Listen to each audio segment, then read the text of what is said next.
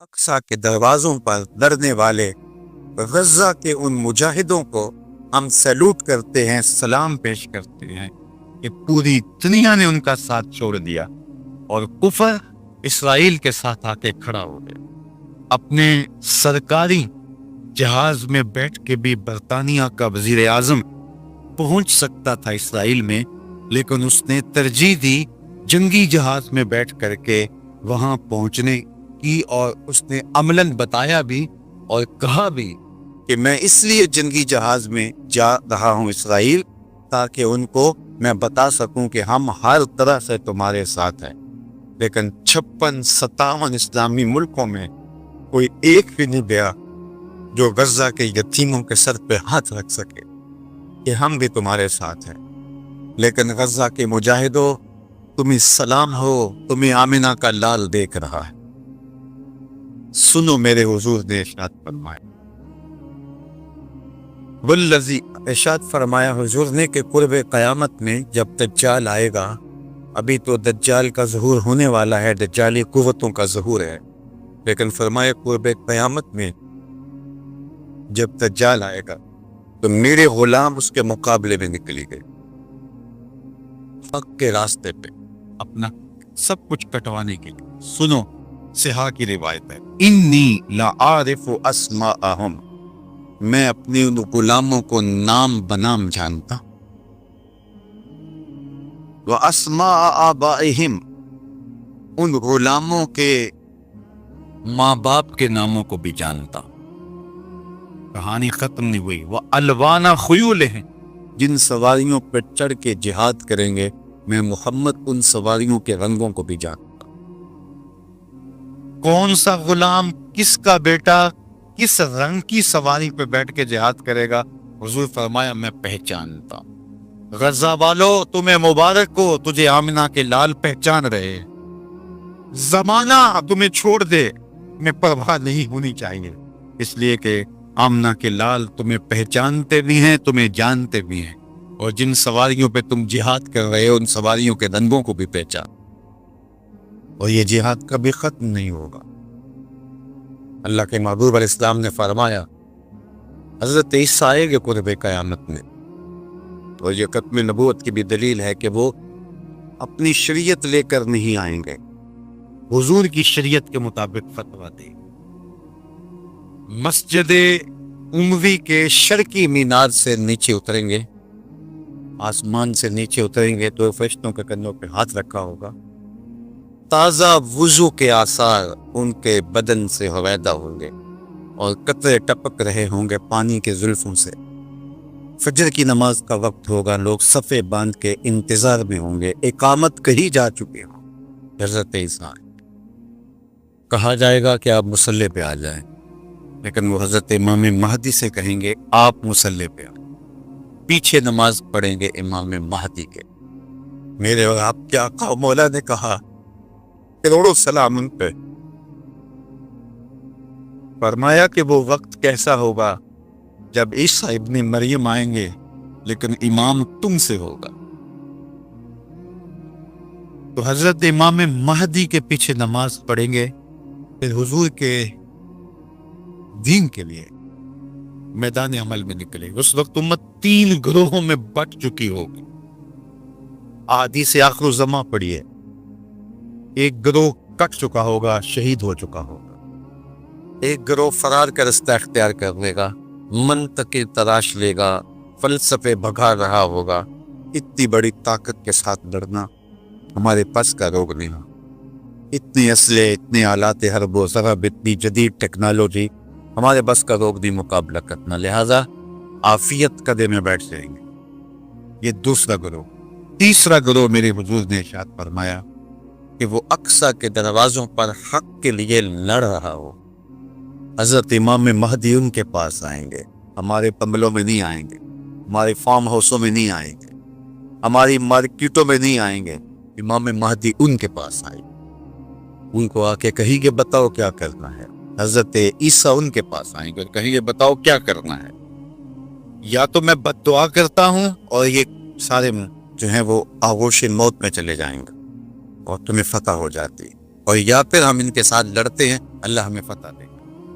حضرت عیسیٰ کے انفاس سے دجال یوں پگھلے گا جیسے نمک میں پانی پگھلتا ہے، تو وہ سب کہیں گے ہم نے تو لڑنا ہے۔ حضرت عیسیٰ کہیں گے چلو پھر، اور اللہ تعالیٰ جل شانہ مسلمانوں کو وہ قوت دے گا۔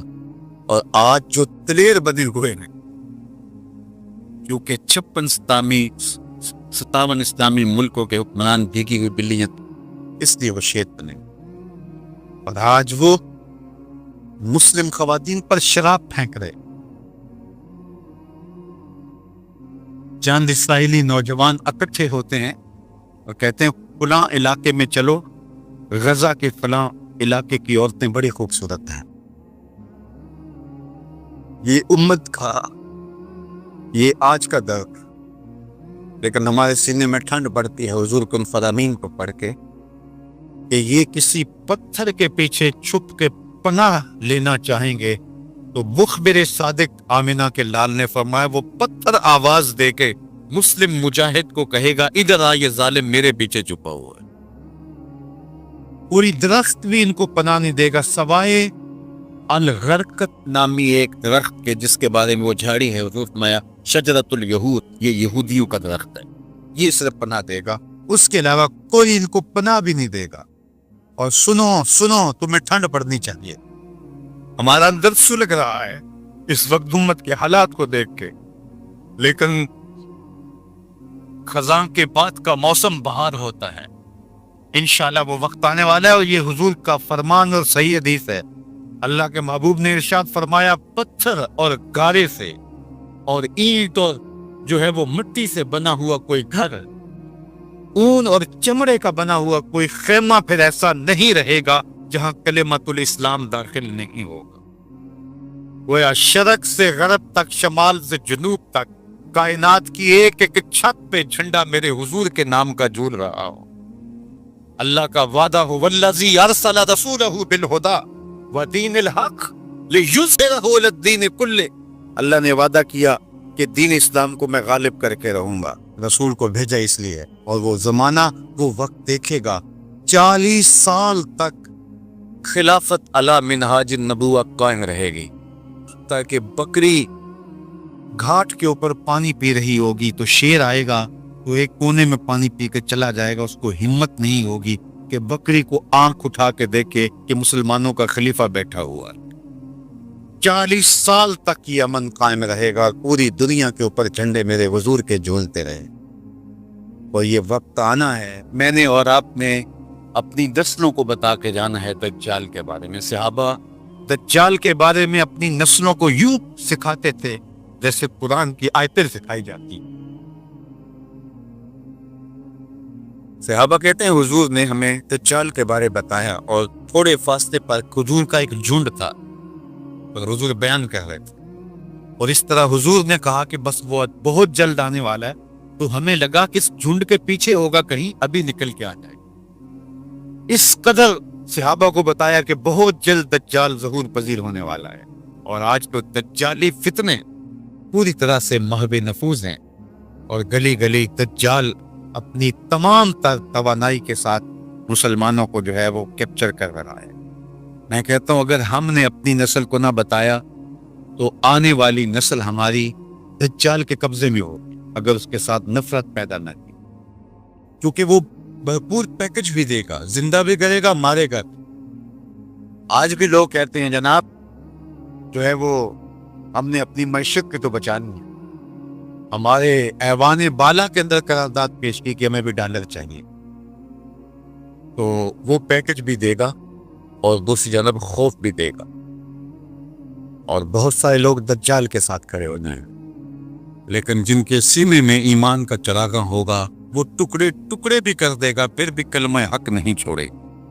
ہم نے اپنے آپ کو اتنا مضبوط کرنا ہے، اپنی نسلوں کو اتنا مضبوط کرنا ہے، یہ کسی صورت کے اندر بھی دجال کے ساتھ کھڑے۔ یہ جو 30 جھوٹے نبوت کے دعوے دار ہیں، ان کو کذاب بھی کہا گیا، ان کو دجال بھی کہا گیا، اور دجال اعظم بڑا دجال وہ سب سے آخر میں آنے والا ہے، لیکن وہ اس کا استدراج تو ہوگا جو کچھ دیر چلے گا، لیکن حضرت عیسیٰ کے انفاذ سے وہ پگھل جائے گا اور اللہ اسلام کا بول بالا کرے گا. تو آج نہیں تو کل اسلام کا بول بالا ہونے والا ہے. ان مشکل حالات میں تذبذب میں مبتلا نہیں ہونا، کمزوری میں نہیں آنا. یہ مشکل حالات ہیں اس وقت امہ کے اوپر، اور 56-57 اسلامی ملک جو ہے وہ ہتھیار پھینک چکے ہیں. یہ کل کا ہی آپ جنرل اسمبلی کا اجلاس اٹھا کے دیکھیے، کشمیر کی بات کی ہی نہیں گئی، چھوڑ دیا کشمیر کو. فلسطین کا بھی نام چھوڑ دیں کوئی پرواہ نہیں، زمانہ چھوڑ دیں. میں کہتا ہوں مالک وہ جو ڈٹے ہیں اقصیٰ کے دروازے پہ، ان کے حوصلے